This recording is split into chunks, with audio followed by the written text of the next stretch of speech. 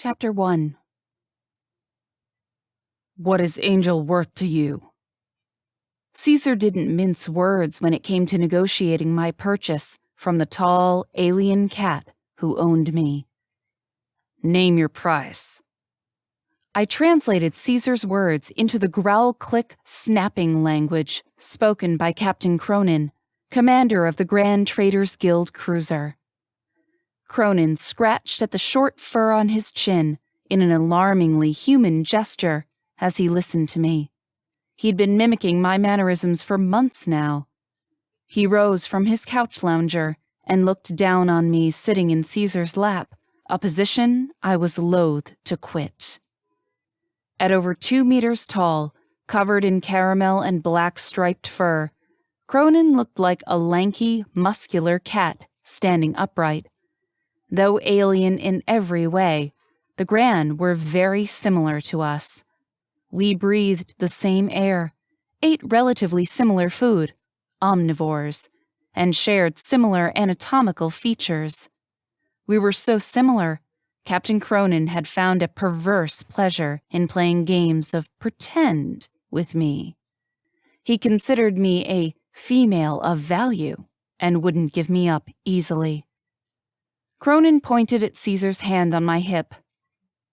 I gave permission for your visit with him out of respect for your wishes and needs. I demand respect in return, or I will not give permission the next time we meet.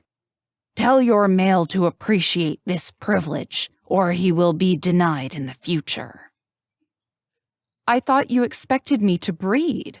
If this is your requirement, I need more personal time with Captain Caesar. Though Captain Cronin hated the possessive nature of Caesar's hold on me, Cronin wanted me to birth more special humans like me. I tried to tell the stubborn cat that I'm sterile. All clones are sterile. Cronin only listened when it suited him. Or maybe he'd figured out the truth by now. So far, the lie had worked in my favor. I played the breeder role to get what I wanted. Caesar. But if Cronin was wise to my deception, then I needed to get this negotiation settled and remove the damned slave collar wrapped around my neck. Caesar asked for a price. Will you not give him one? Are we not here for profitable trades? Cronin growled and flicked his claws through the air in dismissal. Now is not the time. I have need of your services, and the Emperor needs you. That was only partially true. The Emperor didn't really need me. It was Cronin who loved having me at his beck and call, playing the role of concubine. Instead of translating Cronin's posturing to Caesar, I pushed harder. It is wise to avoid problems with Captain Caesar. He is especially attached to me, and he wishes to buy me at a fair price. I gestured out the port window to the ugly rectangular ore freighter waiting to be towed back to the empire of the Gran. Cronin made out like a fat cat in trade for jump drive parts and intergalactic jump navigations. I swear I saw a sparkle in the cat's eye when he glanced at his recently acquired wealth. We have made good trades today. Consider another trade, in the spirit of good relations between humans and the Gran. The captain's idea of fairness didn't quite match up to human standards, but greed was a universal language. Cronin's greed was my path to freedom. Caesar watched me closely. I could feel the nervous tension coiled in him. He hated when I kept him out of the loop as I spoke the growl-clip-snap language of the Gran. Angel, what's happening here? I squeezed Caesar's hand in reassurance and waited for the master of my universe to answer me. Captain Cronin stared hard with his domination game. I usually submitted and looked down like a good little concubine, but after spending a week in Caesar's arms, in his bed, I dreaded leaving again for another 90 days. The things Captain Cronin would do to me as we crossed the galaxy to his home system, the thought turned my stomach. Cronin licked his sharp teeth and bored into me with his most intimidating, all-powerful, supreme Katniss glare. "Our business is concluded, Angrel. The Emperor wishes to spend time with you upon return. We will not discuss your sale today." I wanted to kick him in the balls and watch his stomach turn inside out while he puked up his last meal. The captain was getting rich off me, off my time spent with the Emperor of the Gran. He profited heavily by renting me out to the Emperor. The captain and his trading guild cronies used me every which way for trade, profits, and political maneuvering. Beyond that, I suspected the real problem lay in the captain's ever-worsening addiction to Amixa, a potent grand mating pheromone.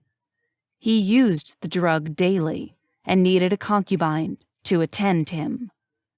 I was Captain Cronin's freebie. He owned me. Fucker.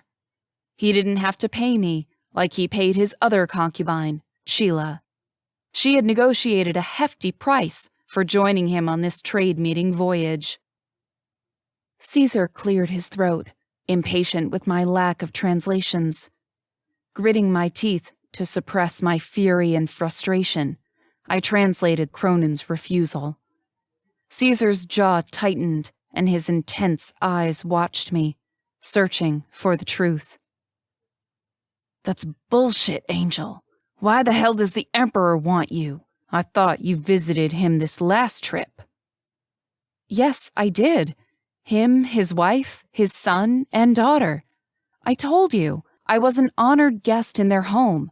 The Emperor wants to learn more about humans, to exchange ideas and culture. He wants me to learn about the Gran, to create a better understanding between us. It's complicated." I enjoyed my time among the Emperor's family, the way they accepted me in their home and lives. I had no problem visiting them again. The Emperor's son, Prince Rollick, had an intense fixation on me. In a strange turn of events, I'd saved Rollick's life and almost died. From that moment, Rollick and I had shared an exceptionally close bond. The real problem was the jump ship voyage back to their side of the galaxy, spent with Captain Cronin. Caesar, ever the tactician, squeezed my thigh reassuringly. "If the Emperor wants to keep you all to himself, then I must ask when I can meet the Emperor to discuss the terms of your sale." I hesitated to translate Caesar's words. I had no idea of the protocol, but I doubted the Gran would allow Caesar to walk into the palace and shake hands with the Emperor. I'd almost died in my one major incident with the Emperor's son. The security surrounding the Emperor and his family was deadly serious. "Angel, ask him my question." I nodded and translated, hoping the words weren't taken the wrong way. Captain Cronin chuckled. "The Emperor can decide. Or perhaps Prince Rollick." Cronin looked at me funny. I hadn't learned all the nuances of Gran body language yet, but it seemed the bastard was making innuendos about me and Rollick. Cronin nodded toward Caesar in a more serious tone. "Angrel can ask the Emperor herself when we return." Snaggletooth asshole was blocking the deal. First him and the Traders Guild had blocked the Emperor's attempt to purchase me. Now he used the Emperor and his son as an excuse. I translated for Caesar, then added my own thoughts. He's playing me off the Emperor. It's true the Emperor wants to see me again, but it's Cronin who claims ownership over me. Tears ran down my cheeks. I was stuck with this bastard lying cat, again, for another round trip across thousands of light years to the far side of the galaxy. Would it ever end? How long could I live like this, enjoying only brief glimpses of my lover, while I serviced these fucking cats endlessly? Caesar stroked my back in reassurance. I'll get you freed, Angel. However long it takes. If I have to visit the Emperor himself, I'm not giving up. You have my promise.